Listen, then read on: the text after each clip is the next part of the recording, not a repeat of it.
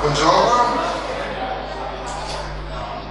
Il primo appuntamento di oggi è con Alessio Sverza, vice capo servizio di Repubblica e docente di giornalismo alla scuola di Pino. E il tema di cui parlerà lo potete leggere naturalmente nella prima pagina della presentazione, è uno di quei temi di cui di solito molti colleghi dicono sì, questo forse sarà il futuro, questo forse succederà fra 10 anni, 30 anni, chissà quando, magari mai. Invece software e algoritmi che sostituiscono i giornalisti sono già fra di noi. Bene Alessio, a te la parola. Grazie Carlo dell'invito, grazie a voi di essere qui. Mi presento brevemente, ma tanto l'ha già fatto Carlo. Io lavoro a Repubblica.it e fondamentalmente non ho alcuna competenza per essere qui a parlare di questo tema oggi, perché non ho mai fatto, e in Italia nessuno ha mai fatto giornalismo con i software in questo modo. Sta mentendo, sapete dire. L'unica motivazione per cui sono qui è un lontano passato da programmatore e un interesse verso tutto ciò che è nuovo, innovativo, digitale e verso una realtà verso cui tra l'altro sono anche abbastanza critico, però comunque mi interessa e mi affascina e quindi diciamo me lo vado comunque a guardare, a studiare e a analizzare. Il tema di oggi appunto è un'affermazione: software e algoritmi che sostituiscono i giornalisti sono già fra noi. Questa qui è una realtà che non può essere confutata in nessuna maniera. Vedremo ovviamente degli esempi, e stiamo ovviamente parlando della sponda ovest dell'Atlantico, ovvero gli Stati Uniti e potenzialmente in tutti i paesi di lingua inglese, però sono qui, cioè in fondo noi siamo la periferia dell'impero, ma è una cosa che è già realtà in molte testate americane. C'è però un tema sotterraneo e implicito in questa affermazione. Perderemo tutti il lavoro? Gli esperti di comunicazione dicono che magari dovrei tenere sospesa la risposta fino alla fine della presentazione perché è più bello, più elegante, ma mi hanno insegnato che le notizie si devono dare subito, quindi secondo me la risposta è no. Poi ognuno, magari diamo un attimino di spazio al dibattito, penso che il tempo ci sia, magari la pensa diversamente e ne discutiamo insieme. Di cosa stiamo parlando qui? Stiamo parlando di una cosa che esiste dal 2002. Che cos'è questo qui? Questo qui non è altro che l'home page di Google News. Che cos'è Google News? È un aggregatore di notizie che però entra a gamba tesa nel lavoro del giornalista quando decide di fare la prima pagina. Cioè, diciamo, la scelta della prima pagina o dell'home page di un sito o della scaletta di un TG o di un giornale radio è normalmente competenza degli più alti vertici, no? di una testata. Sono i vice direttori dell'ufficio centrale che scelgono come si fa la prima pagina o l'home page del sito.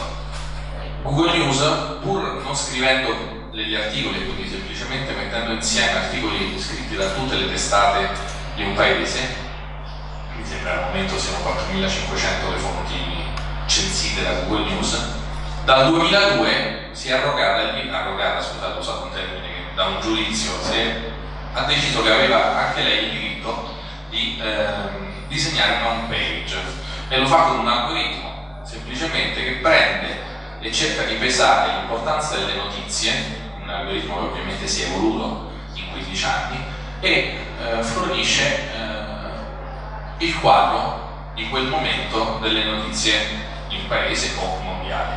Questa qui è l'home page di martedì mattina e ovviamente l'apertura dell'Iran, l'accordo sull'Iran. Martedì mattina, sì, martedì mattina l'accordo sull'Iran. Sì, l'accordo dell'Iran della volta del lunedì, martedì mattina sui siti e mercoledì sul giornale. Questa qui è una realtà, ormai siamo tutti abituati a consultare Google per trovare le notizie e appunto questo qui è una cosa che già da 15 anni fa il lavoro dei giornalisti. Non è però questo qui il centro di questo incontro di oggi, perché il centro di questo incontro di oggi sono dei software, principalmente dei software di Natural Language Generation, ovvero di generazione di un linguaggio naturale, ovvero di scrittura. cioè sono dei software che fanno sì che sia il computer stesso, partendo da un'informazione, da un dato, a scrivere un testo in una lingua che sia simile a quello che potrebbe scrivere un qualsiasi essere umano, giornalista o non giornalista, perché questi software si applicano non solo agli articoli, all'informazione giornalistica, ma fondamentalmente a qualsiasi tipo di informazione. I giornalisti, diciamo, lo dicono in maniera trasparente, che quello lì è un software, un articolo creato automaticamente da un software. Molti uffici stampa, molti siti utilizzano questi software, non lo dichiarano, ma probabilmente sono molto più diffusi di quello che pensate. Il costo di pagare una persona, di pagare un software che automatizza e genera articoli su pezzi, li chiamo articoli, ma testi su testi, è immenso. Poi va applicato ovviamente al giornalismo, che è un po' il tema di cui dobbiamo parlare anche oggi. La NLG è una branca dell'informatica e il concetto base è quello di riempire gli spazi, no? La base dei software di Natural Language Generation è prendere un testo base, che diciamo che sia il più adattabile possibile, e riempire degli spazi in maniera coerente con il dato da cui partiamo. Adesso faremo un esempio, un giochino anche tra di noi. E diciamo è l'equivalente degli esercizi che si fanno quando si studia una lingua straniera, no? Riempi con la parola giusta lo spazio della frase. Però quella lì è la base, appunto. Questi software sono molto evoluti negli ultimi anni. I tre principali sono quelli che vi ho scritto lì: Wordsmith, Quill e eSelf. Sono dei software creati da tre aziende informatiche americane. Wordsmith della Automated Insight, Quill della Narrative Science, eSelf della eSelf, molta fantasia hanno dato nome al software come l'azienda. Io ovviamente non ho nulla a che vedere con nessuna di queste aziende, quindi non sono qui a vedere il prodotto, giusto così per chiarezza. E questi software si sono evoluti, non si limitano a scegliere una determinata parola o un determinato dato e inserirla all'interno di una frase preorganizzata, un discorso preorganizzato, ma sono in grado di, partendo da un dato, di scegliere e costruire un discorso in maniera molto più evoluta. Possono scegliere qual è il dato più importante da mettere in evidenza in un determinato pezzo, qui inizio a parlare di giornalismo, quindi parlo di pezzo.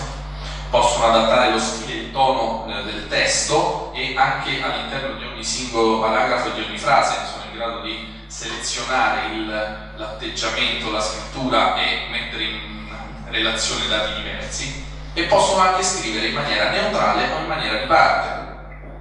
Ovviamente in maniera neutrale è quella che tutti speriamo di leggere, ma per di parte intendo, se, e vedremo degli esempi, si parla di sport, potrebbe essere che un determinato giornale o un determinato lettore che tifa Juve o tifa Roma mette in evidenza degli elementi di quell'articolo che interessano di più a quel lettore, che in fondo è quello che fanno normalmente, no? Facciamo normalmente, scriviamo un pezzo generale e un pezzo sulla partita, ma magari se scriviamo sulla cronaca di Roma mettiamo più in evidenza quello che fa Garzia in panchina piuttosto che quello che fa Allegri, no? Quindi in questo senso di parte sono in grado di profilare o anche di fare, a seconda di come viene settato il programma, per una o per l'altra parte in un determinato contesto.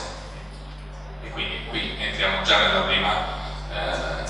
primo punto, no? Su cui porre attenzione, chi controlla, chi lo setta, chi sistema il programma. In italiano, per il giornalismo italiano è un po' diverso. Voi sapete benissimo che il linguaggio del giornalismo anglosassone è più io lo definirei meno evocativo. Diciamo, nei pezzi dei giornali italiani si lascia andare molto di più la penna, no?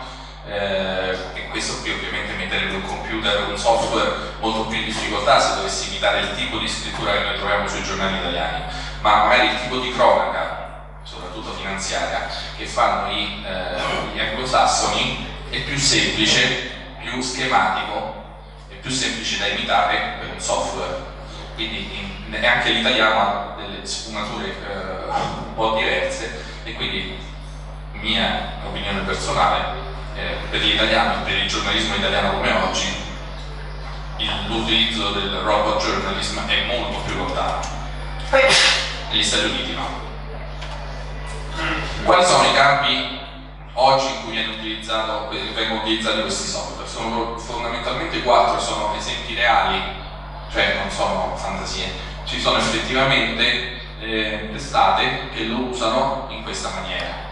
Report finanziario, ovviamente la prima cosa che viene in mente, si parla di numeri, dati di bilancio, e l'AP, l'Associated Press, ha dato in carico all'Automated Insight la generazione automatica di tutti i lanci sulle trimestrali delle aziende USA. Forbes ha fatto lo stesso all'altra azienda, la Bradley Science.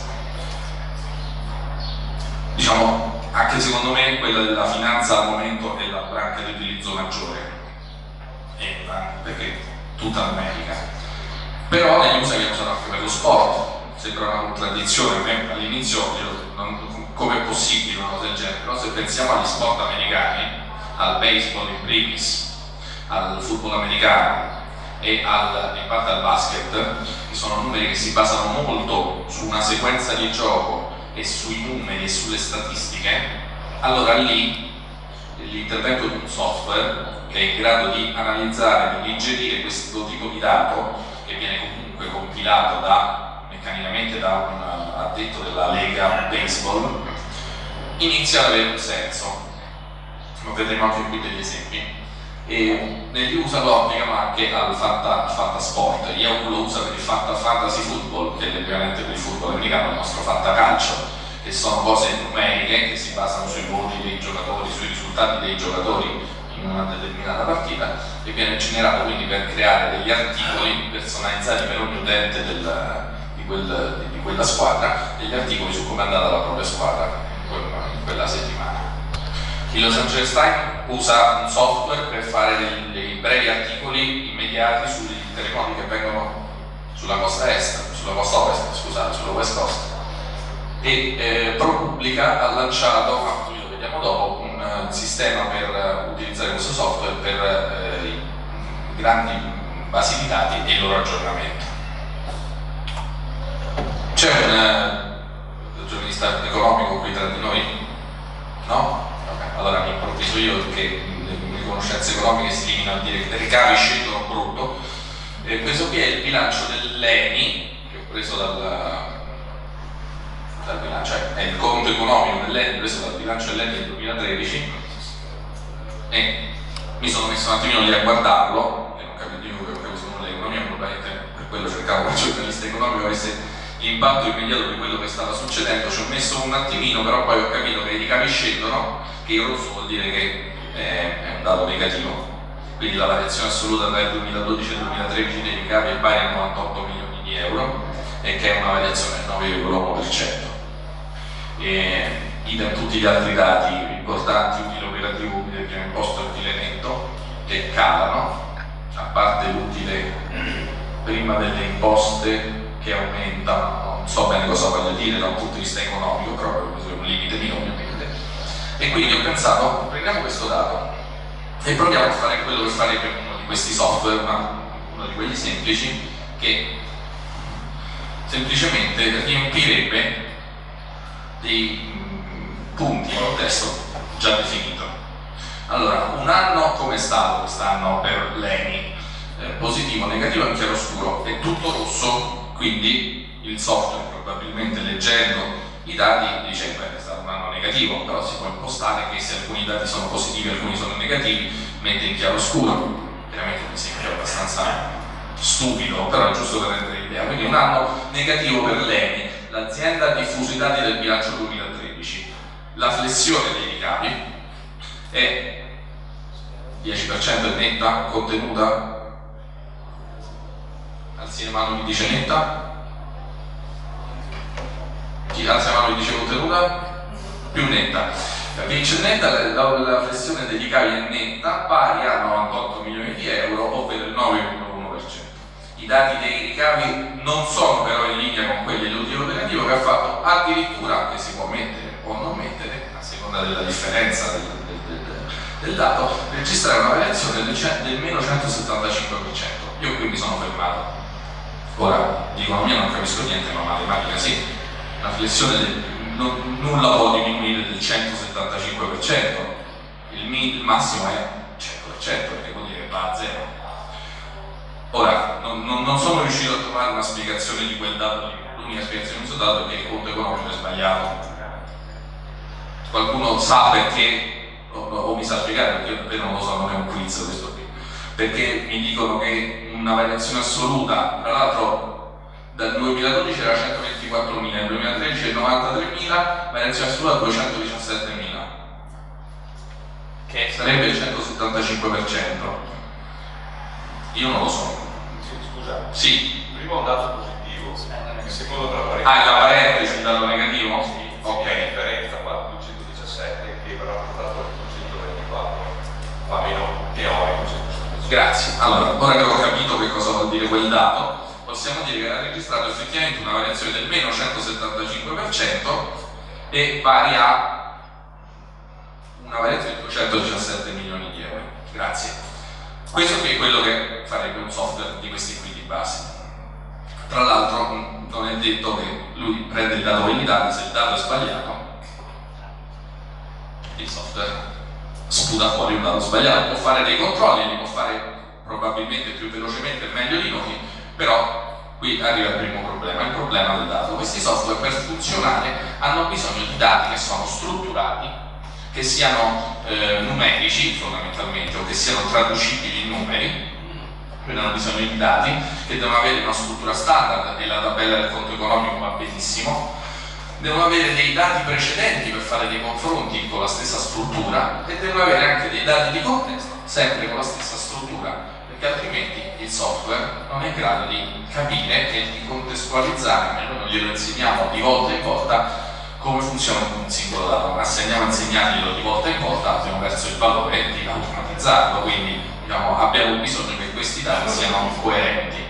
Se ci sono domande o qualsiasi cosa o riflessioni, interrompere senza problemi. Quindi questi software si possono applicare solo a campi che si basano fortemente sui dati.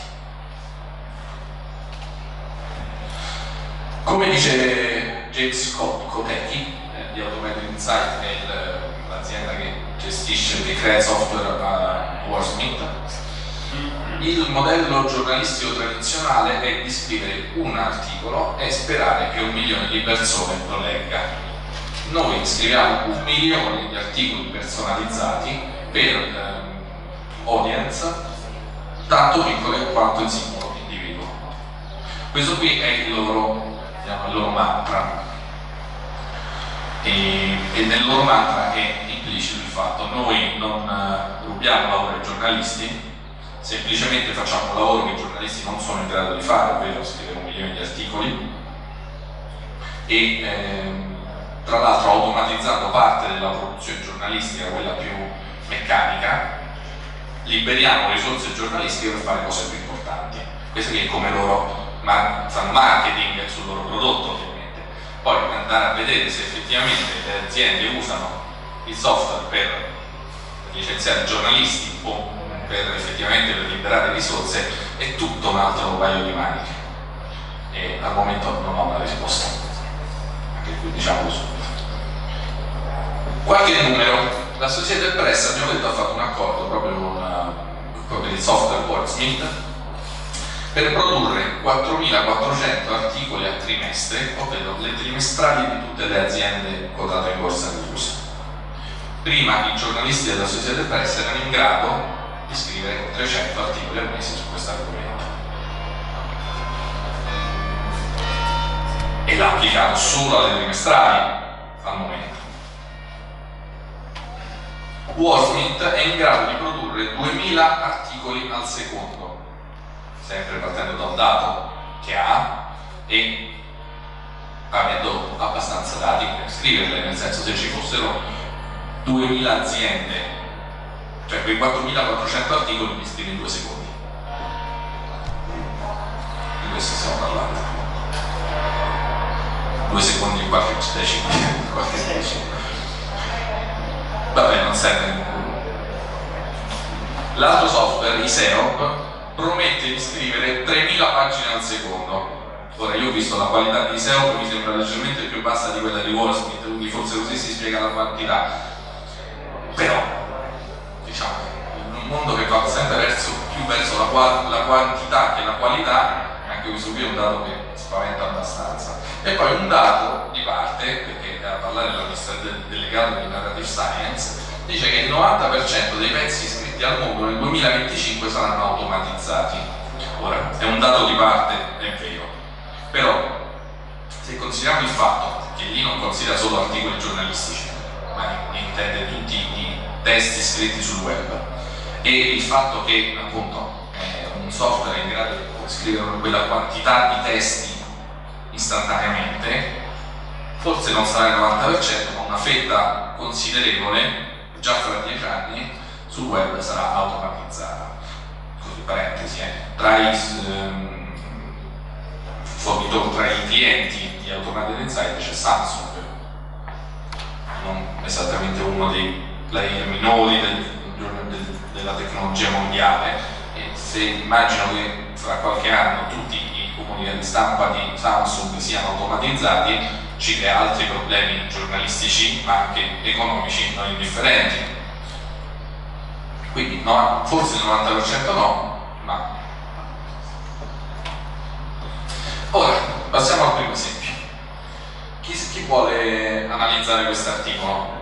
Chi se la sente di leggerlo un attimino e dirmi che cosa ne pensa su come è scritto? La qualità, la precisione,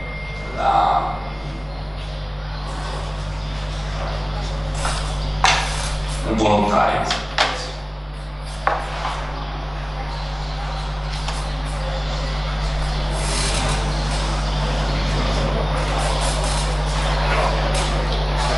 Non c'è volontario.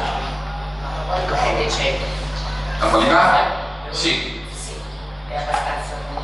È abbastanza comprensibile, no? Semplice, pulito, lineare, semplicemente, non so se da giù lo leggete in realtà, quindi ve lo leggo.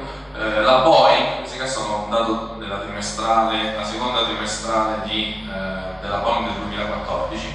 La Boeing ha battuto le attese di guadagno degli analisti quando ha fatto sapere che nel suo secondo trimestre finanziario e operativo, la sua performance nel secondo trimestre finanziario e operativo, quando ha comunicato prima dell'apertura dei mercati ieri il suo risultato finanziario e operativo nel secondo trimestre. I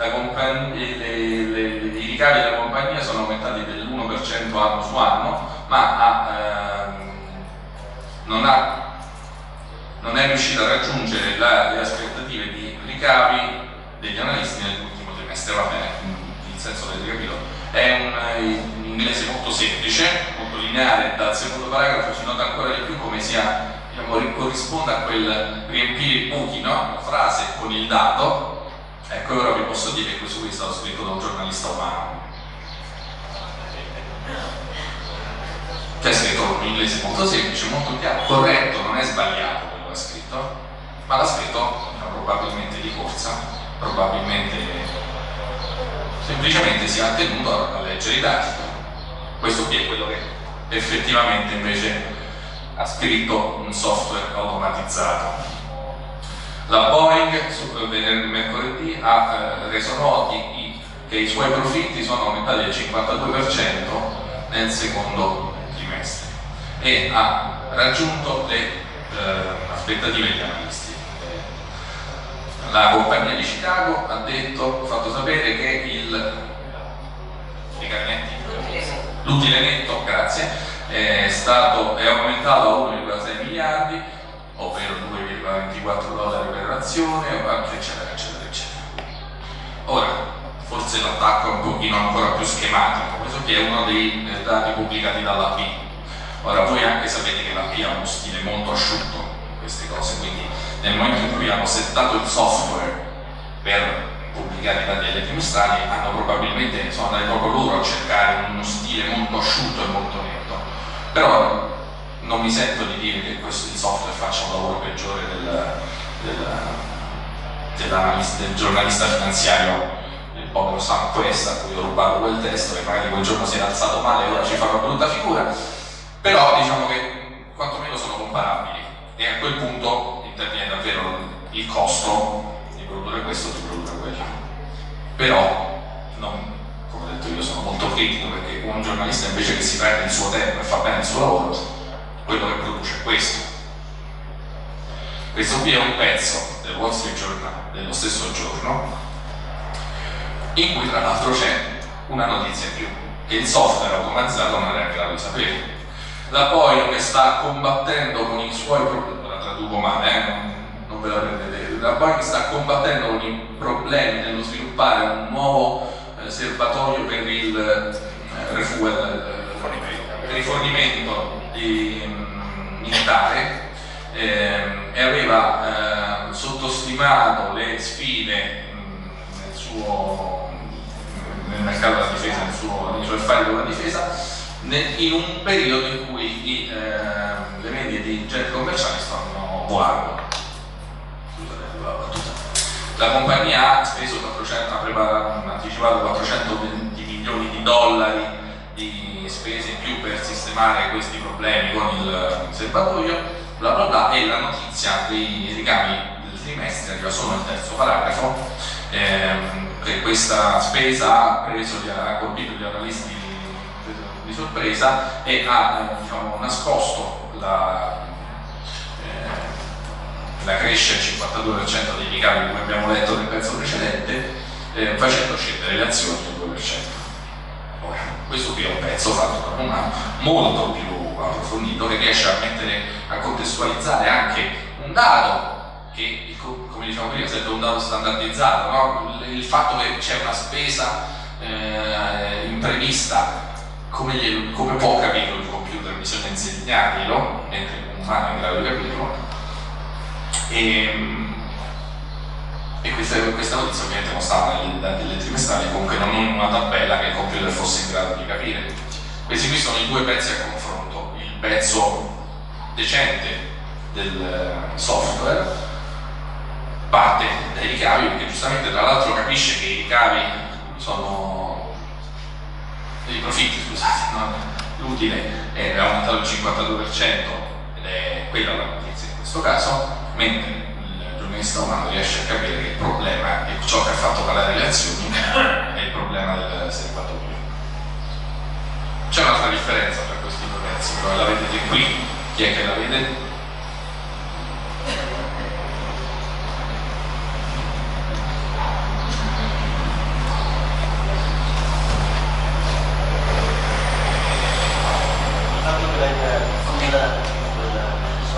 No, non ci avevo fatto caso a questo qui in realtà.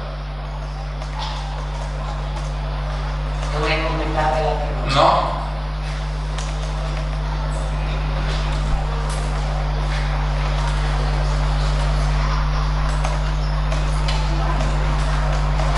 Nessuno lo vede? Vai. Allora, il pezzo automatico della B è delle 7:23 del mattino. Quello del Wall Street Journal delle 4:42 del pomeriggio, ovvero 9 ore in più.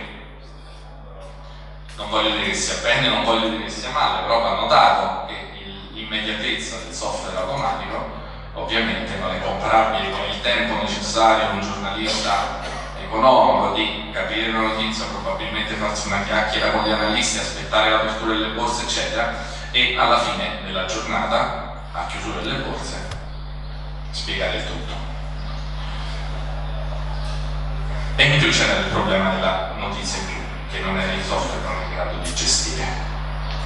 Quello che penso io è che le due cose possono anche coesistere, nel senso, il software esce da trimestrale, esce il software immediato, perché sappiamo che nelle informazioni finanziarie l'immediatezza e la tempistica è importante, e poi interviene il il giornalista umano a fare quello che sa fare meglio: spiegare, contestualizzare, capire se c'è un problema e fare il suo lavoro. La velocità non è un problema, il linguaggio non è un problema e nemmeno la lunghezza, la creatività e l'opinione sono le uniche vere limitazioni di questi software. A parlare è l'amministratore delegato di ISEOP, Arden Manning, che alla fine potevamo pure mettere questa slide, io andavo a fare colazione perché il senso è tutto qui. Domande, riflessioni, questioni?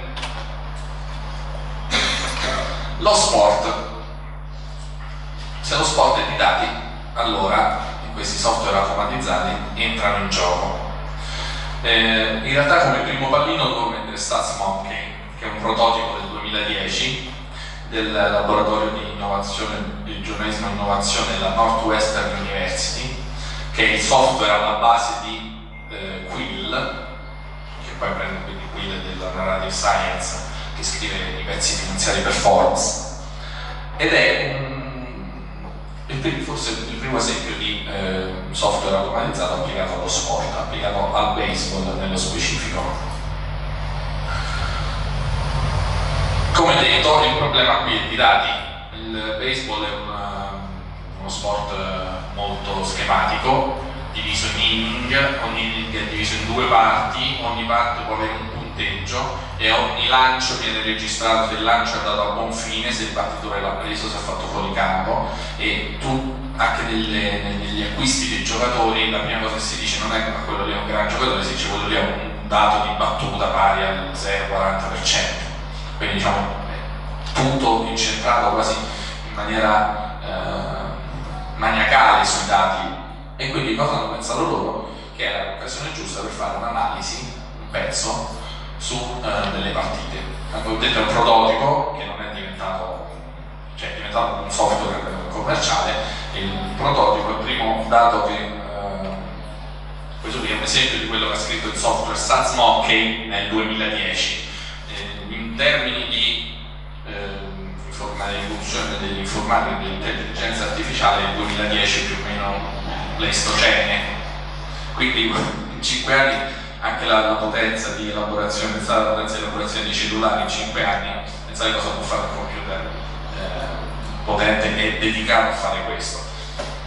È un articolo che ha senso, ha un senso proprio sportivo, nel senso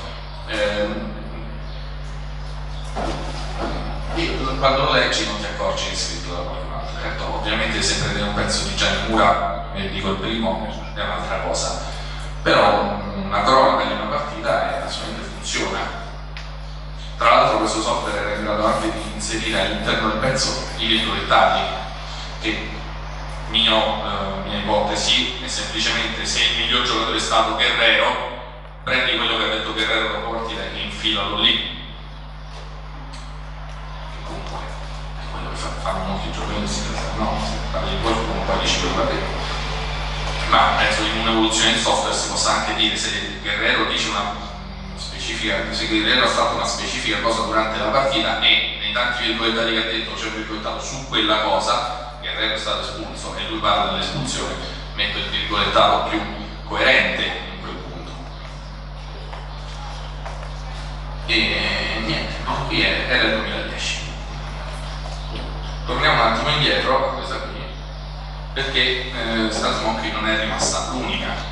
Diciamo, mentre l'applicazione al mercato finanziario ha preso piede anche nell'Associated Press, nello sport è rimasta un pochino più di nicchia, lo capisco.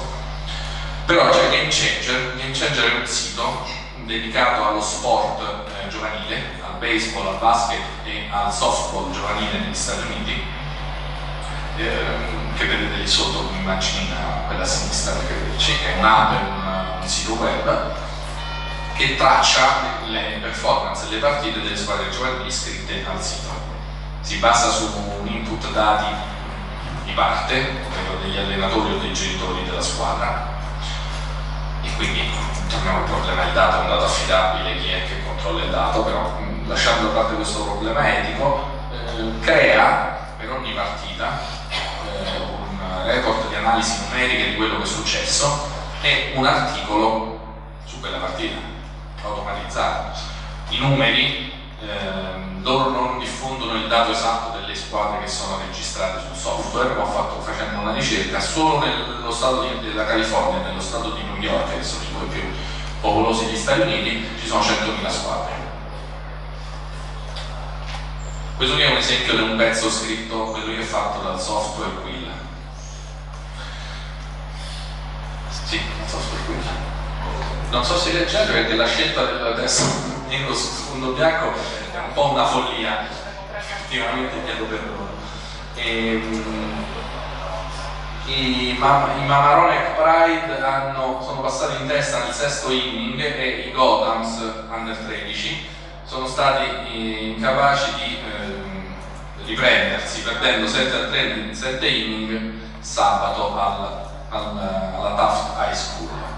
Leo J, vediamo come vengono messi i nomi dentro il software, ogni allenatore può decidere solo i nomi, i soprannomi, i numeri. È andato alla grande dal piatto per i Gotham. Io mi sono registrato e ho detto che volevo seguire Gotham, quindi lui mi dà prima i dati di come sono andati Gotham, diciamo prima, no? La profilazione. Leo ha fatto 1 su 1 e ha fatto una corsa, ha fatto un singolo nel quarto inning, che vabbè, per chi non capisce il baseball, come me, può voler dire tutto e niente, però l'idea è che questo software quindi ogni settimana produrrà almeno 300.000, così a spanne, articoli personalizzati per le famiglie e gli allenatori di queste squadre. Non è colpa mia, sono le macchine, Skynet vuole prendere il controllo. Sì, quello che ho detto, al momento non esistono in italiano, che io sappia. È una questione di numeri. È una questione di numeri, non può più svilupparlo. Certo, probabilmente se andasse un grande gruppo editoriale italiano dove queste aziende, loro ci metterebbero anche dei scienziati e degli ingegneri a lavorarci.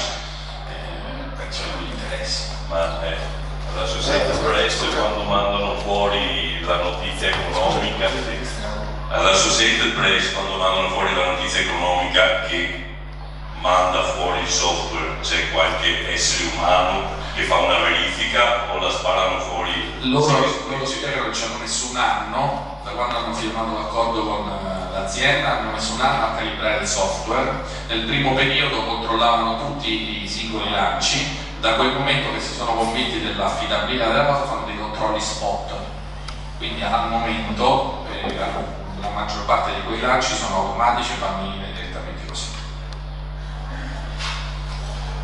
Come è firmato in qualche modo? Sì.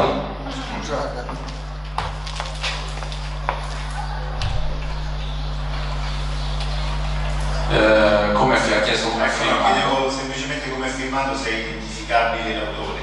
Sì, in fondo al pezzo, ora qui è coperto, purtroppo non ho l'immagine, se prendete uno qualsiasi di questi articoli, in fondo c'è un listico in corsivo in cui dice questo articolo è generato automaticamente dal software Wordsmith della Automated Insight.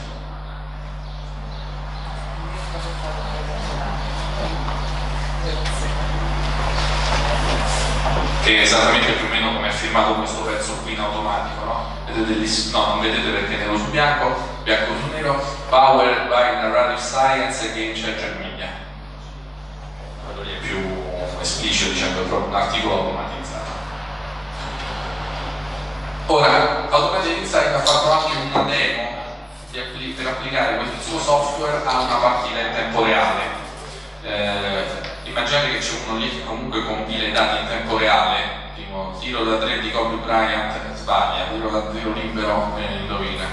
Vi faccio vedere il software, il video di presentazione dell'azienda, quindi c'è la prima parte generica, però poi ci sono proprio 4 secondi di una demo che prima funzionava sul sito applicato al baseball, è una demo, quindi un prototipo, e qui invece vi fate due, proprio saranno 5 secondi applicato al basket.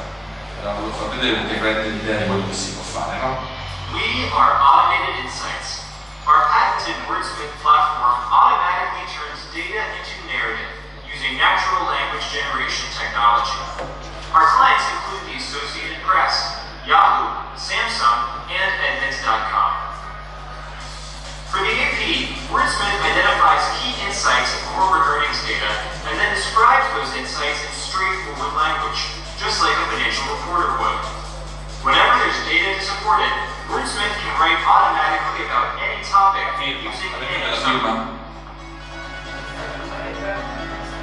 In this example, Wordsmith receives data about a live basketball game and can comment on the game in near real time.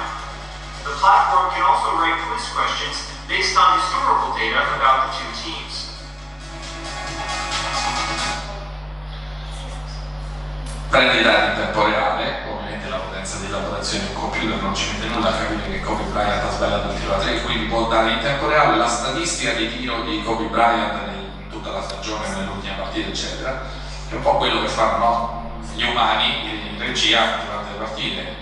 Loro ci mettono un po' per lui in tempo reale e abbiamo tolto l'elemento umano. Però ecco, era per farvi vedere che un'applicazione possibile a questi. Io ci arrivavo dopo, l'avevo scritto in qualche slide dopo, non mi viene ora da anticiparlo. In realtà pensate a tutti gli sport che non hanno dirette, che però sono basati su numeri.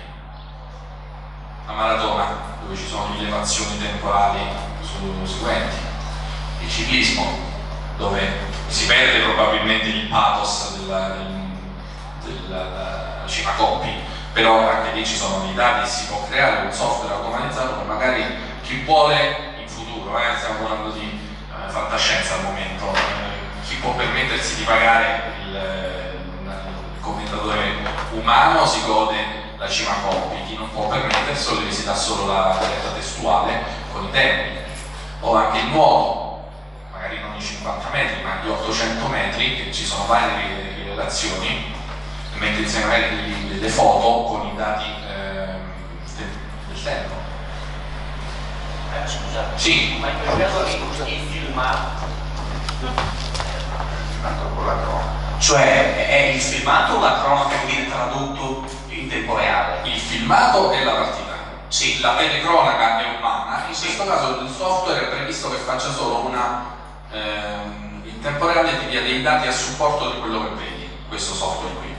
Sì, ma per dire al software il dato in tempo reale, cioè come viene trascodificato, diciamo. In questi sport, no, ma dopo c'è anche un esempio di una che legge la telecronaca, e no, in questo caso usa i dati dell'inserimento manuale che viene fatto in tutti i sport professionistici in tempo reale, e quindi c'è comunque qualcuno lì umanamente che legge. Mi dice al secondo tot, esatto. il giocatore top ha fatto canestro sbagliato, e questo qui può essere automatizzato, chiaramente va implementato per fornire dati anche a un software di questo genere. Altri, appunto, pensavo prima all'esempio del nuoto, entrano già in un sistema automatico, e quindi a quel punto il passaggio a un'eventuale diretta testuale sarebbe praticamente immediato. Perché in quel caso lì sono collegati con lo starter, sono collegati Esatto. con...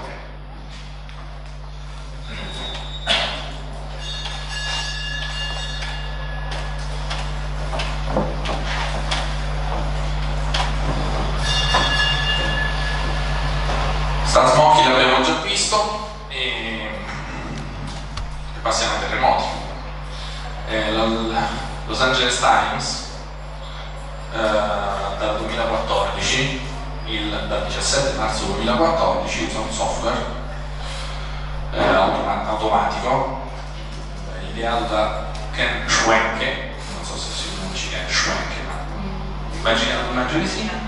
Creato un software automatico che legge i dati in tempo reale dall'USGS, che è l'ente geologico degli Stati Uniti, l'equivalente americano degli NGV, che a ogni terremoto registrato mette un alert che dà i dati principali, i dati di base di queste cose, quindi dove è l'epicentro, quant'è la magnitudo registrata, eccetera.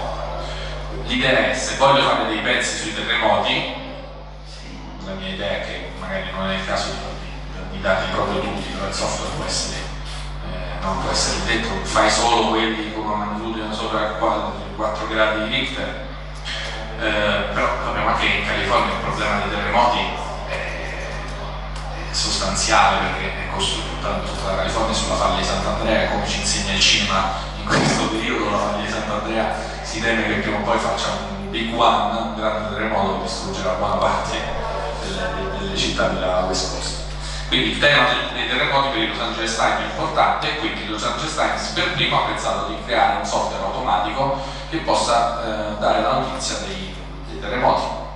Questo qui è un esempio, questo in realtà è il secondo esempio di articolo generato automaticamente. Questo qui parla di una scossa di assestamento, aftershock, di 2,7 gradi Richter, dopo quindi l'attacco del pezzo, perché la notizia in quel momento è l'aftershock, alle 7:23 del mattino, a una profondità di 4,3 miglia, e nel secondo paragrafo ci riporta che un terremoto di 4,4 gradi era avvenuto circa un'ora prima, alle 6:25, ed è stato sentito in larga parte della California. Questi sono tutti dati ricevuti automaticamente dall'USGS, che ha tutto un sistema, l'avrete visto sicuramente anche in Italia, più o meno ci sono questi dati, e riporta poi alcuni dati, la distanza dalle città principali, quindi 5 miglia da Beverly Hills, e il dato degli ultimi 10 giorni, e poi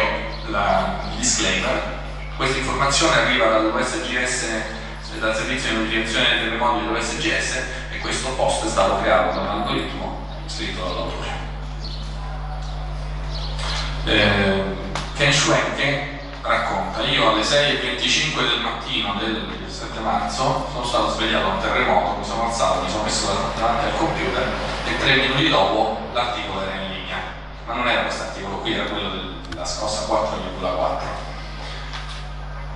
Quindi in questo caso non è automatico, la pubblicazione si passa sempre da un giornalista, lui lo crea e poi lo lascia lì pronto per essere pubblicato. Probabilmente se Ken Schwenke non fosse stato dormendo, non stesse dormendo, sarebbe stato più veloce. Perché vi ho visto però il secondo lancio? Perché il primo lancio non esiste più.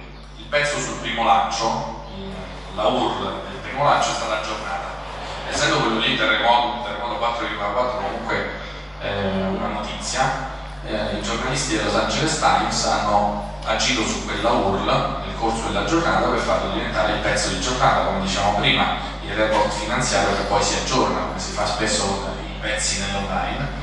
E quindi quell'articolo com'era non esiste più, esiste l'articolo di 100 righe che è stato creato quel giorno sentendo gli esperti, eccetera, il tema è sempre del Big One.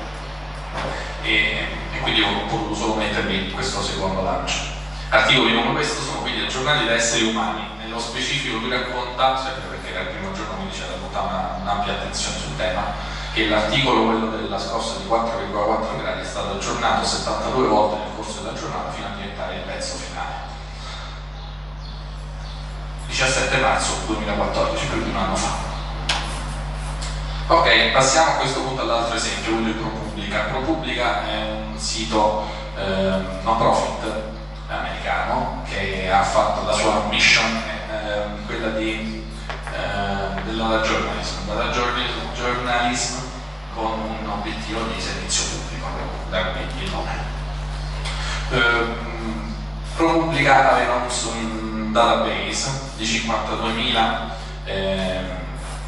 scuole, penso che fossero tutti i licei degli Stati Uniti o gran parte dei licei degli Stati Uniti, un database con tutti i numeri relativi a quei licei, quindi dal numero degli studenti iscritti ai risultati, alla qualità degli studenti che ne escono, al sapere poi negli Stati Uniti, un po' come qui si sta cercando di fare con gli balzi, ci sono tutti i test, no? Quindi anche lì siamo sempre sui numeri, gli studenti si può dire come si classificano gli studenti di quella scuola a livello statale, nazionale, eccetera. Quindi c'era tutta una serie di questi dati e li hanno messi insieme a un database che poteva essere consultabile. Io cerco il mio codice di abbonamento postale e vedo le scuole della mia zona e decido dove mandare i miei figli in base anche a quanto costano quelle scuole.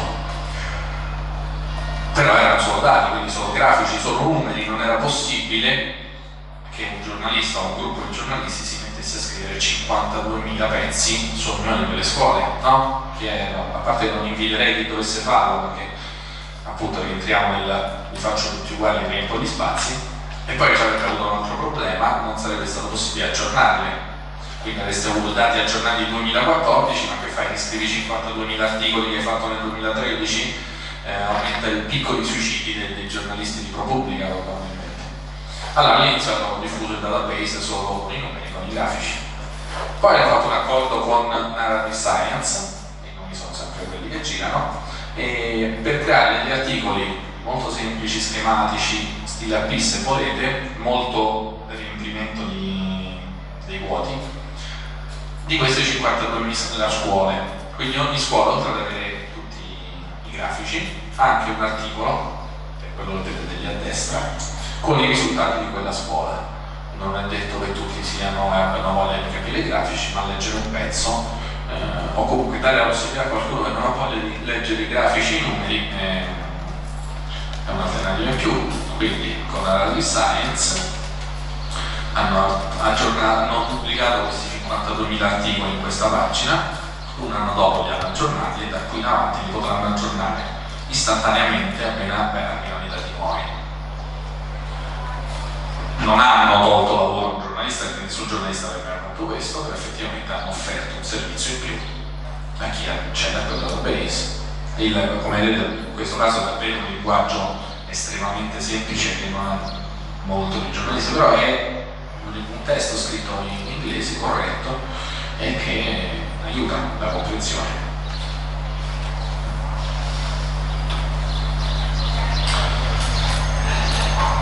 E qui arriviamo all'altro grosso tema. Questi articoli, che prima abbiamo letto quello dell'uomo scritto che sembrava scritto da un software, o il contrario, sono riconoscibili da articoli scritti da esseri umani. Christer Clerwall, poi le slide saranno disponibili, quindi potete andare a leggere lo studio, anche il video purtroppo. Christer Clerwall, che è un professore associato alla Cassa delle University, ha detto andiamo a vedere. Ha fatto uno studio e le cui conclusioni sono semplicemente queste. Non c'è significativa differenza tra un contenuto prodotto da un software e un contenuto prodotto da un essere umano. Questo studio ha delle limitazioni non irrilevanti, quindi aspettiamo ardentemente nuovi studi, chiunque avesse voglia di farlo è ben accetto, perché ha preso un campione troppo piccolo, sono una trentina di suoi studenti, e quindi anche dal punto di vista culturale abbastanza troppo omogeneo. Ecco, io vi dico che c'è uno studio, vi dico anche quali sono i limiti dello studio, ha preso solo pochi articoli, penso che addirittura uno degli esempi che fa ha preso solo 2 articoli, uno umano e uno di un software. Quindi per me che magari semplicemente quel giorno un giornalista ha lavorato male, come abbiamo visto prima. Però i risultati comunque sono questi. Un articolo scritto da un software è stato ritenuto scritto da un software da un giornalista da 10 persone, mentre è scritto da un software da 17 persone. Un articolo scritto da un giornalista è stato ritenuto scritto da un giornalista solo da 8 persone e da un software da 10 persone. Sarà che forse anche qui, se sto facendo un test di questo tipo, mi immagino che ci sia il tranello, quindi mi immagino che siano tutti scritti dal software, quindi tendo a rispondere software più che umano. Però il risultato al momento, l'unico risultato disponibile su questo tema è questo qui, quindi io ve lo faccio vedere. L'altro dato forse più interessante in realtà è Clerwall ha chiesto anche di votare gli articoli in base alla leggibilità, da quanto sono noiosi e un'altra serie di cose, quanto sono facili da leggere, e i risultati sono che il software batte comunque sempre il computer. A destra è l'umano, a sinistra il computer, gli articoli scritti da un umano sono più coerenti, meglio scritti, più chiari e più piacevoli da leggere e appena più interessanti, mentre quelli scritti da un software sono più descrittivi, più usabili, molto più informativi, molto più noiosi, più accurati, più oggettivi e più affidabili. Qualche domanda non lo so di fare. Abbiamo parlato finora di software NLG,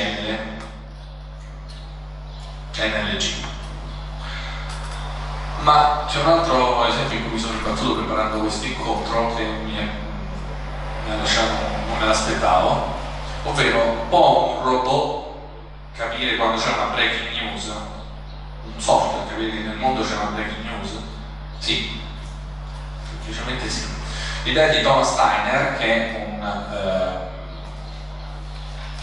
ora è stato assunto da Google dopo questo progetto, del suo progetto di dottorato all'Università della Catalogna. Steiner ha detto: se succede qualcosa nel mondo è probabile che più persone contemporaneamente modifichino la pagina di Wikipedia relativa a quell'evento. E quindi ha detto: se io monitoro Wikipedia e cerco dove c'è una grossa attività su determinate pagine, dovrei poter essere in grado di capire dove c'è una breaking news mondiale, perché appunto lui pensa, se Djokovic vince Wimbledon, come è successo domenica, in quel momento un italiano, un inglese, un americano andranno a modificare la pagina relativa a Djokovic per aggiornare quantomeno il campo ha vinto Wimbledon dei tornei vinti. Così è nato Wikipedia Live Monitor. Io voglio farvelo vedere.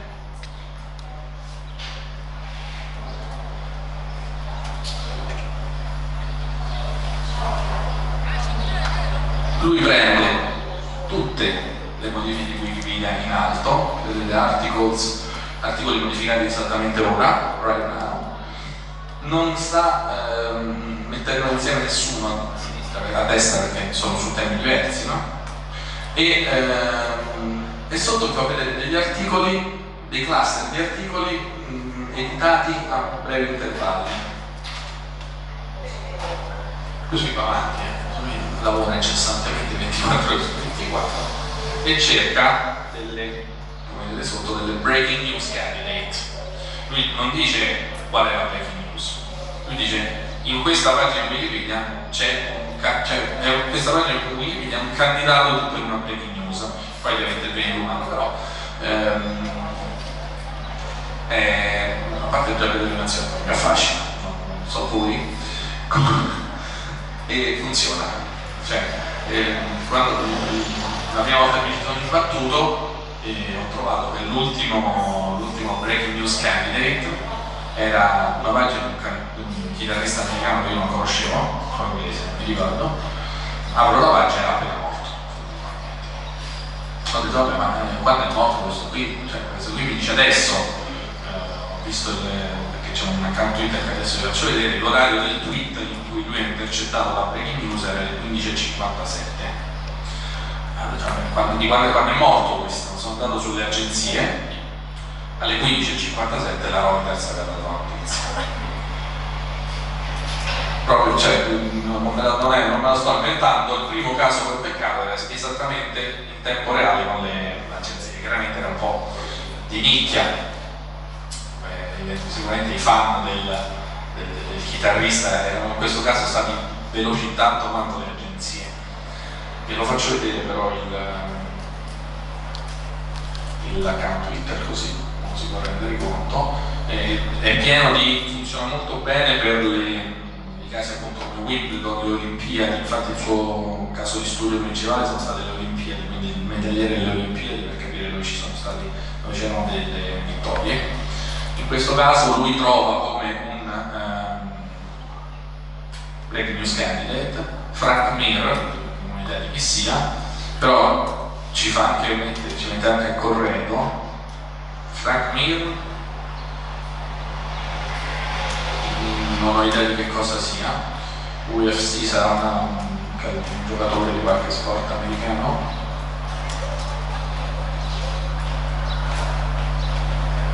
Arti marziali. Ora vabbè, diciamo, quindi avrà fatto qualcosa, ora se il nostro viaggio dovremmo saperlo. E via così, a seconda del momento, più o meno, molte sono sportive. UEFA Champions League,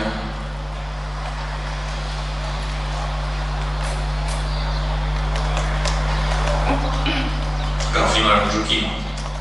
Quando è caduto il si è schiantato il volo Germanwings, ero in redazione dopo aver reagito alla notizia, sembrava quello più importante, e ho detto: ma come sarà andato Wikipedia Live Monitor? Può funzionare su una cosa così grande in cui effettivamente le agenzie di stampa arrivano prima? La risposta è: funziona, ma non come giornalisti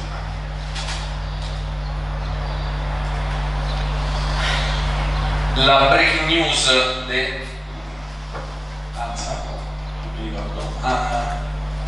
TM News e poi della FB subito dopo è delle 11:37. Il Wikipedia Live Monitor ha intercettato la notizia alle 11:56, 20 minuti che sono abbastanza un'eternità, però poverino, anche lui ha le sue difficoltà e tra l'altro non riesce a capire qual è la notizia, perché se guardate il tweet che associa del paese sotto il lancio ci dice che Germanwings offre dei voli fantastici scontati per la Spagna, però l'ha capito che c'era qualcosa, il concetto di base non è sbagliato. Germanwings, attenzione, c'è qui dentro, qualcosa è successo. Se voi non avete l'agenzia, avete quello, andate su Wikipedia e avete la notizia. Comunque è un interessante esempio di come può funzionare. C'è anche un'azienda che però un'azienda che tiene abbastanza riservate le sue informazioni, che si chiama Recorded Future e che non mi piacerebbe un giorno andare a visitare perché è un tema molto interessante, che analizza tutto, qualcosa davvero di fantascienza, analizza tutto ciò che avviene nel web, tutte le pagine, e garantisce di essere in grado di anticipare a chi paga profondamente i suoi servizi i trend che stanno arrivando. Loro, c'è un articolo che lo dimostra, hanno intercettato Occupy Wall Street qualche settimana prima che il movimento, diciamo, sfondasse su tutti i media americani. Quindi, diciamo, l'idea di analizzare la rete alla ricerca di segnali di quello che sta per succedere o è appena successo, al momento, ecco, una fantasia, non così tanto fantasia. Problemi etici, perché tanto lì poi finiamo, no? I software probabilmente si possono insegnare le carte deontologiche meglio di quanto le applichiamo noi umani. Se un software gli si dice di non pubblicare una persona immanente, il software non pubblicherà mai una persona immanente, fa molto le 3 regole, no, dei robot: non puoi danneggiare gli altri, non puoi uccidere gli altri. Però diciamo anche chi decide di affidarsi ai software deve porsi dei problemi. Quindi Tom Kent dell'API, che è quello che ha implementato l'utilizzo nei report finanziari di WorldMeet, ha individuato 10 temi etici che un editore, una redazione si deve porre prima di andare avanti. I dati sono accurati? Da chi riceviamo questi dati? Sono le aziende stesse che ce li mandano? Sono i dati di bilancio che quindi sono ufficiali e certificati, o sono comunicati stampa che non è detto che siano altrettanto certificati? Sono dati che riceviamo dal governo? Chi ci chiede, o sono dati che riceviamo da fonti esterne su cui non abbiamo nessun controllo? Prima domanda, pensate bene a che cosa applicate i software. I dati possono essere pubblicati? Wikileaks, è vero, lì abbiamo ricevuto un'enorme quantità di dati, ma la scelta di decidere se pubblicare qualcosa o meno è una scelta editoriale. Se noi avessimo dato in mano Wikipedia, tutta Wikipedia a un software, non si sarebbe certo posto un problema di sicurezza degli agenti americani che lavoravano in Iraq, cosa che invece le testate hanno fatto, abbiamo detto di aver fatto, e hanno deciso quali pubblicare e quali no. Il software al momento non è ancora autocosciente e quindi non è in grado di farlo. Il software usa le stesse frasi per un articolo, si spera proprio di no, altrimenti non lo utilizzeremo. Dobbiamo dichiarare o no al lettore che si tratta di articoli automatici? Direi che è il caso. Lo stile è coerente con quello di quel reporter, appunto la P è passato un anno a calibrare il software anche per seguire lo stile AP. Il manuale di stile della P è noto in tutto il mondo perché appunto è molto preciso, è molto una Bibbia. Potrei difendere il modo in cui è scritto l'articolo, e poi invece il nodo centrale di tutto, nel senso, se poi mi vengono a contestare che questo articolo è scritto male nel senso non brutto, è scritto sbagliato, tu lo potrai difendere, perché non è che potrai andare a dire alla persona che ti vuole querelare o all'azienda che ti vuole querelare, ma l'ha fatto a computer, no? La testata è la testata, il responsabile è il responsabile. Chi controlla le macchine, quindi come viene settata la macchina, chi decide cosa fa il software, e tu hai in redazione qualcuno che è in grado davvero di capire quello che fa il software, o ti affidi solo a società esterne. Pensi di automatizzare anche le presentazioni multimediali, ovvero ci sono anche dei software che creano anche, ad esempio Wikipedia Monitor è in grado anche di pescare tutte le foto dai social media su un determinato evento, ma a quel punto tu hai i diritti per usare quelle foto, e lì avremo un'altra valanga di riflessioni. Usi un software che riduce gli articoli in bullet point in elenchi puntati. Quando ho scritto la slide non mi veniva in elenchi puntati, quindi ho lasciato bullet point. Ci sono dei software appunto che prendono un testo lungo e lo riducono, quindi vanno a selezionare i 4 punti nodali della notizia. La P ha deciso di non farlo perché hanno provato uno di questi software, aneddoto divertente, gli hanno dato la Genesi, il libro della Genesi, e nei bullet point non c'era il giardino dell'Eden e la caccia di Adamo ed Eva. Quindi diciamo, bisogna stare attenti.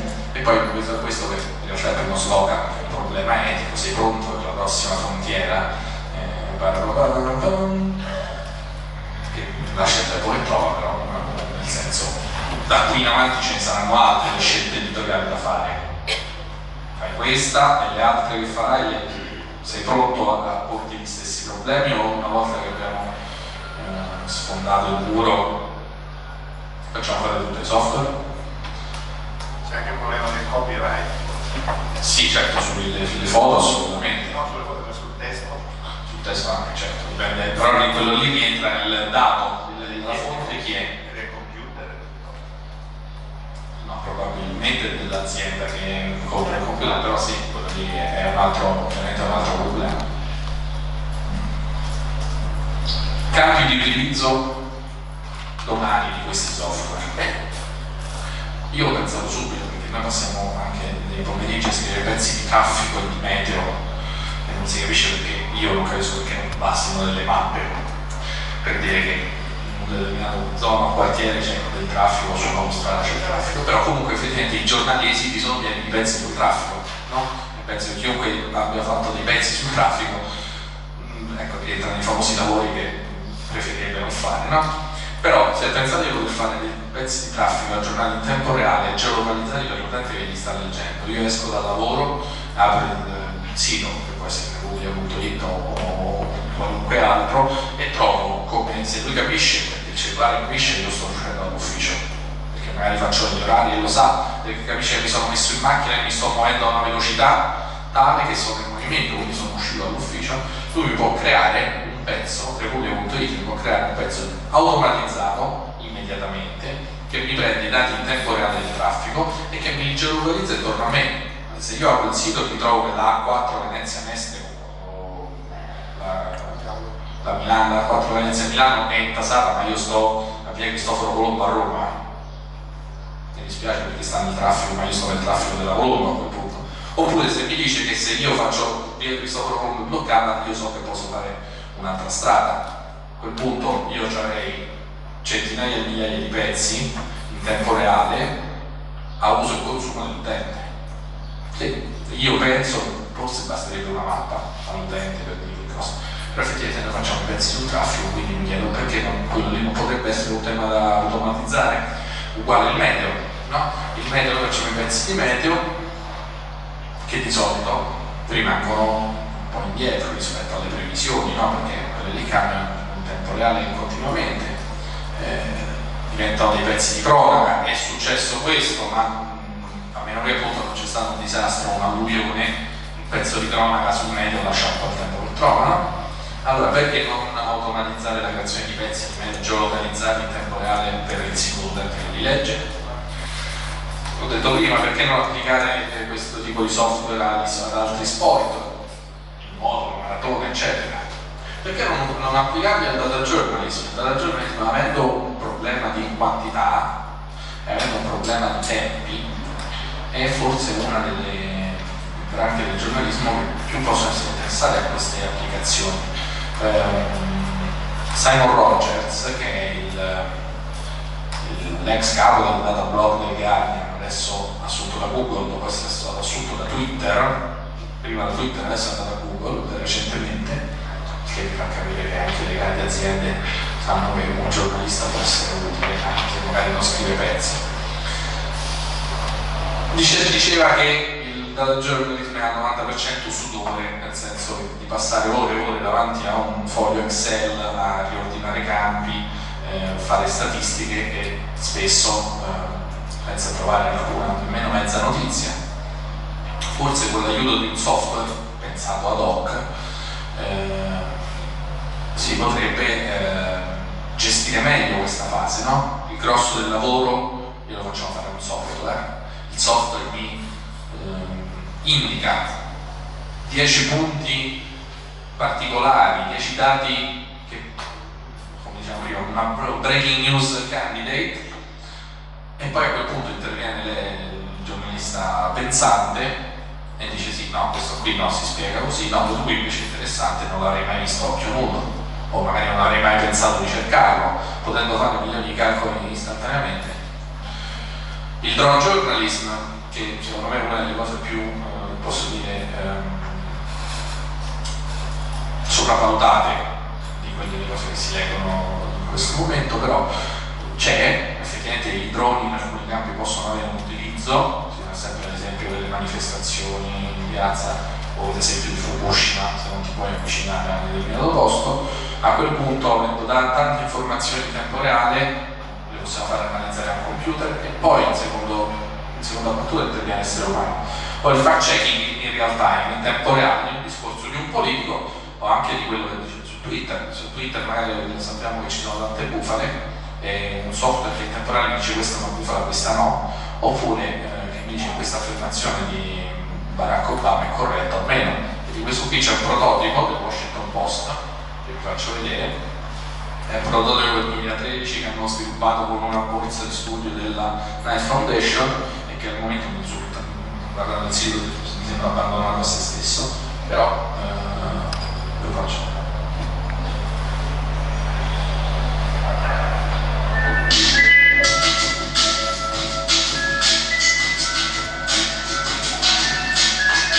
Welcome to Truth Teller from the Washington Post. Truth Teller is a prototype developed in partnership with the Knight Foundation.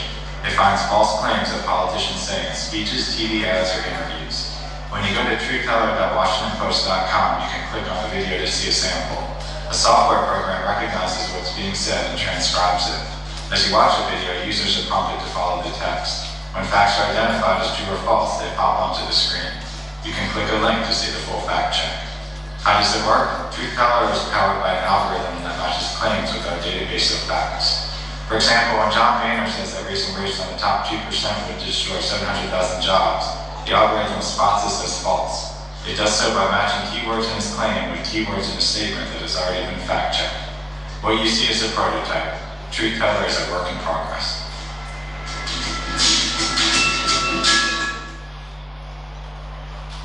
Quindi, come funziona? L'ha spiegato, ha un software che fa una trascrizione in tempo reale del parlato e confronta le affermazioni che riconosce come fattuali con un database di dati già controllati da un giornalista umano, e in tempo reale può associare, cosa che magari un giornalista umano dovrebbe cercare di corsa, può associare quell'affermazione a un dato verificato e dire se quel dato è vero o è falso. Futuro. Torniamo alla domanda iniziale e alla risposta no. Perderemo tutti il lavoro a scapito dei robot? E qui c'è una storia che vi voglio raccontare, la storia della lezione che ci insegna Kasparov. Kasparov sapete tutti chi è, gran maestro di scacchi, campione del mondo per quasi 20 anni di seguito. Nel 96 e nel 97 fu protagonista di due grandi sfide contro Deep Blue, un computer sviluppato dall'IBM per giocare a scacchi, quindi bisogna fare solo quello.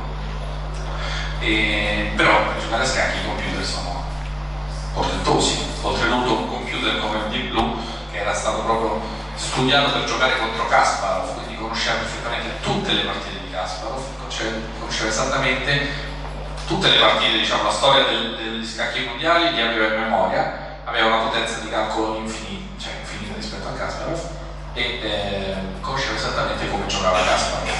Nel 96 non c'è partita, Kasparov vince 4-2,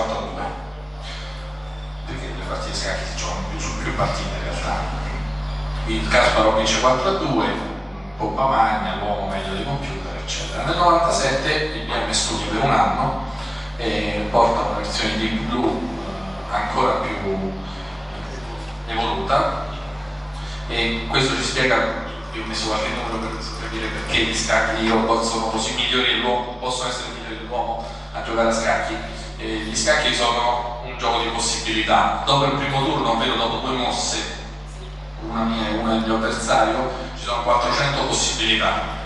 Il ramo di possibilità al secondo turno diventa di 71.582, al terzo turno stiamo a 9.130.484.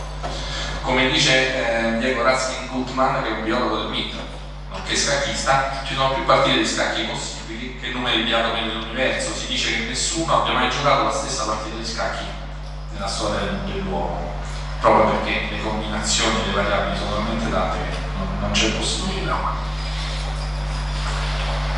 Deep Blue nel 97 poteva calcolare 200 milioni di posizioni ogni secondo, Kasparov 3.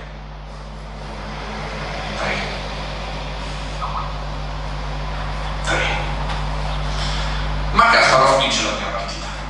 Kasparov vince alla 44esima mossa perché sapeva che Deep Blue era stato insegnato a giocare contro di lui e quindi gioca come non gioca normalmente lui, lo spaesa, fa un'apertura di quelle che non gioca mai, anche un po' perdente, ma porta Deep Blue sul terreno che non riesce a capire bene, e alla 44esima mossa vince, Deep Blue abbandona. Ma l'importante di quella partita non è che Kasparov vince, è la mossa che fa al 43esimo turno di Blue. A un certo punto Kasparov si aspetta che Deep Blue muova, non me lo ricordo, non mi sembra importante, la regina in F5, perché era la cosa più sensata da fare. Invece Deep Blue muove la torre in H3. Kasparov dice vabbè, e muove la sua cosa, chiude la partita. Torna in stanza, tutti esultano, Kasparov no, si mette a studiare, non capisce quella mossa, quella torre in H3. Analizza le partite con altri software, con i collaboratori, e alla fine si convince che l'unico modo per cui quella mossa avesse senso era che il computer avesse visto talmente in là nella partita, oltre 20 mosse più in là, e si stima che Deep Blue nelle situazioni più semplici potesse arrivare a 15 mosse più in là nell'albero di azioni, e che nello stesso Kasparov raccontava in una partita molto semplice aveva visto 14 mosse più in là, quindi comunque era considerata molto avanzata come analisi, e normalmente un giocatore umano può vedere 5-6 mosse più in là, probabilmente se giochi un paio riesco ad arrivarci.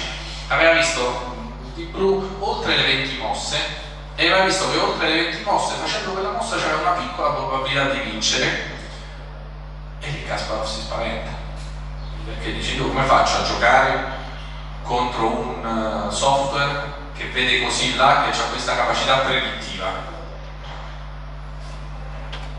Alla seconda partita vince Deep Blue, perché Kasparov abbandona quando non aveva ancora perso.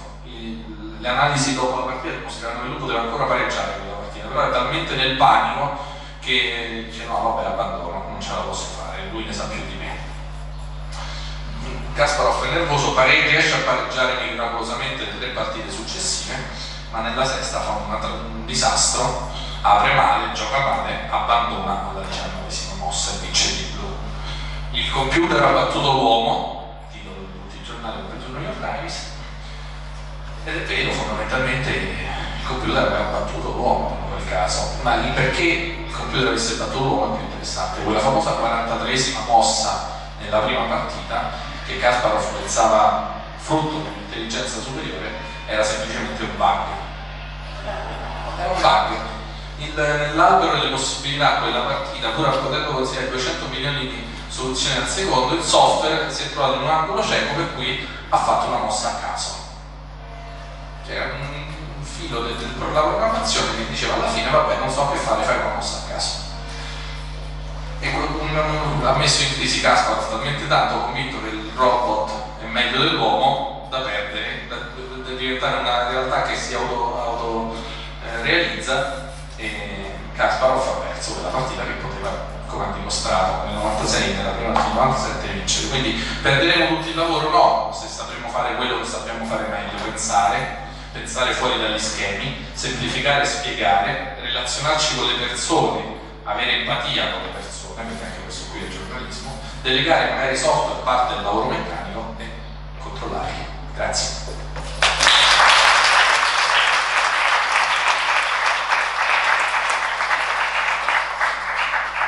Grazie, abbiamo ancora 15-20 minuti in cui se volete potete porre domande ad Alessio. O dibattere fra di voi. Oppure anche dire che ha sbagliato tutto.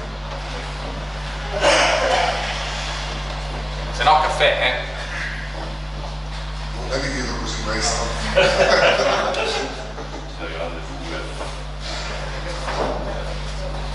Era tutto chiaro? Complimento, quindi. Un'unica cosa volevo dire che mi ha colpito, quella tabella che avevi fatto tu prima sulle tue proposte di cosa potremmo fare. Ecco qua, questo traffico in tempo reale geolocalizzato, questo esiste già. I sistemi intelligenti di trasporto che stanno studiando, che si studiano, basano proprio tutti i dati di traffico. Questo è il lavoro che fanno le società, producono navigatori satellitari, cartografie, dove già danno un'alternativa se in un certo punto c'è la strada chiusa o cose del genere, insomma. Certo, no, io intendevo un articolo scritto in italiano o in inglese su quel dato lì, cioè una versione testuale, come se fosse un articolo di cronaca su quell'argomento. Però qui abbiamo appunto il problema di accedere a quei dati, certo, che sono un business per gli altri. Chi fa quel business potrebbe vendere un software che fa questo lavoro alle aziende, come queste aziende fanno, perché sono aziende che lo fanno, non sono testate. A parte il Los Angeles Times che si è sviluppato il proprio software sui terremoti, sono aziende esterne che fanno un accordo, se lo vendono, poi alla fine abbiamo esternalizzazione, anche i contenuti giornalistici a volte vengono esternalizzati, no? Di solito da altre testate, ma... Scusa, vorrei approfittare della tua competenza per chiederti un consiglio che penso interessi tutti, e cioè quali strumenti esistono per valutare come si dice, per valutare quanto un sito web di informazione sia frequentato. Io, diciamo, procedendo alla cieca, sono approdata su Alexa o su SimilarWeb, no? Che mette a confronto due siti, eccetera. Te lo chiedo perché io vivo a Milano e vedo che molti uffici stampa non so, sembrano calcolare nel buio quando si tratta di trovare degli interlocutori validi per quanto riguarda le testate online. Avendo perso come riferimento molte testate cartacee che hanno chiuso in determinati settori, ci si rivolge a quelle web però senza capire bene. So che un po' esula dall'argomento, però se mi puoi dare qualche dritta. Non ho una risposta, nel senso non lo so fondamentalmente. Se capisco bene la domanda è come si riesce a stabilire se una testata web vale lo sforzo eventualmente di starci dietro oppure no. No, non ho una risposta. Sicuramente ci sono questi software qui che sono questi qua, forse sono i più famosi sicuramente, che danno una risposta ma lasciano un po' il tempo che trova. Gli altri dati che si possono avere sono quelli di utenti unici e pagine uniche che dovrebbero essere diffusi da Nielsen e altre società di questo tipo, però anche quello che lascia un po' il tempo che trova. Secondo me, ma forse a questo punto è una cosa mia, io andrei a guardare i follower su Twitter, io guarderei come vanno questi siti sui social. Se dovessi farlo io mi andrei a guardare come vanno questi siti sui social, perché intanto è una cosa probabilmente le testate che riescono a sviluppare meglio il pubblico su questi contenuti sono anche quelle che avranno vita più lunga, perché da lì arrivano letti, da lì arrivano soldi.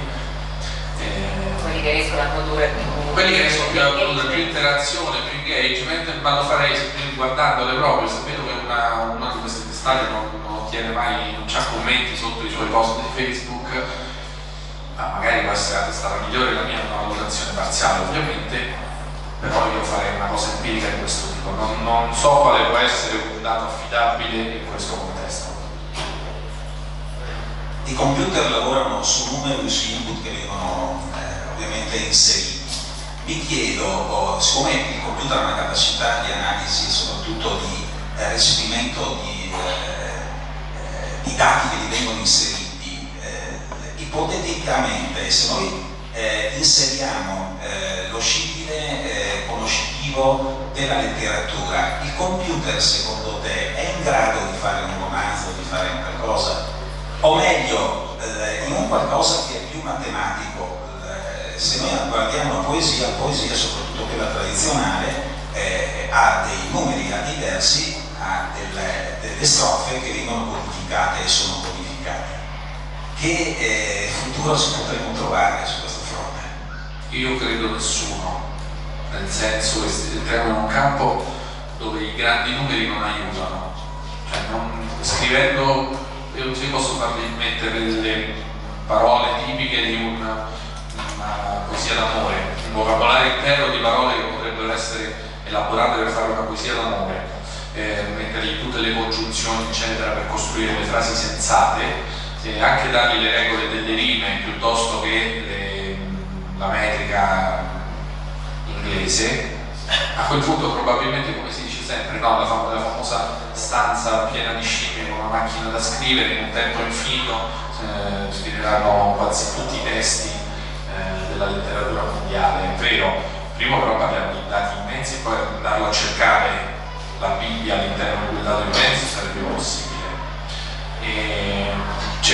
Penso che ci sia anche qui nella letteratura e nella poesia un quid che l'essere umano ha in più un'attenzione, una capacità di un po' l'empatia di cui si dicevo prima, no? La capacità di emozionarci, che farà sempre un lavoro migliore di 1 milione di scimmie che battono di un processore che computa stringhe che pure sono sensate, ma che appunto dovrebbe scrivere 6 milioni di poesie e forse lì dentro c'è una poesia sensata, ma non è detto che qualcuno riesca a leggerla, perché sono 6 milioni e probabilmente non servirebbe a nulla. Secondo me non c'è futuro in questo campo, almeno adesso.